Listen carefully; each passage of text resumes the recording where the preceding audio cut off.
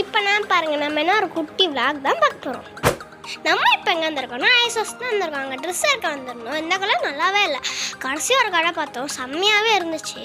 அதான் இந்த கடை. நாங்கள் யாருக்கு ட்ரெஸ் எடுக்க வந்திருந்தோம்னா என்னோட தங்கச்சிக்கு தான் எடுத்துகிட்டு வந்தோம். என்ன அழகாக இருக்கா, இவளுக்கு ஒன்றுமே ஒரு பேப்பர்னு பார்த்துட்டு இருந்தா. அங்கே கலெக்ஷன்லாம் செம்மையாகவே இருந்துச்சு, சூப்பராக இருந்துச்சு.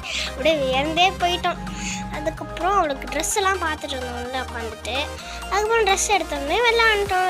வெளில வந்ததுக்கப்புறம் உனக்கு என்ன வேணும்னு கேட்டோம். அவள் ஐஸ்கிரீம் பிடிக்கும்னு சொன்னான். சரி அவளை கூட்டிகிட்டு போயிடலாம்னு சொல்லிட்டு ஐஸ்கிரீம் கடைக்கு வந்துட்டோம். வந்து என்ன ஃப்ளேவர் இருக்குதுன்னு கேட்டால் மேகவும் நீளமாக தான் இருக்குன்னு சொன்னாங்க. சரி அதுவே வாங்கி சாப்பிட்டுடலாம் அப்படின்னு சொல்லிட்டு வாங்கி சாப்பிட்லான்னு அவர்கிட்ட சொல்லிட்டோம். அவர் வாங்கி தந்தார். ஆனால் ஐஸ்கிரீம் சாப்பிட்ற மாதிரியே தெரில என் தங்கச்சி.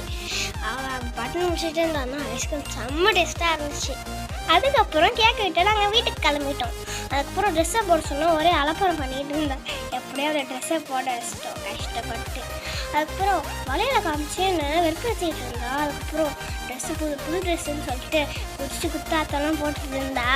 அதுக்கப்புறம் மேக்கப் போடுற ஸ்டேஜ் இதுதான் ரொம்ப கஷ்டமான ஸ்டேஜ்.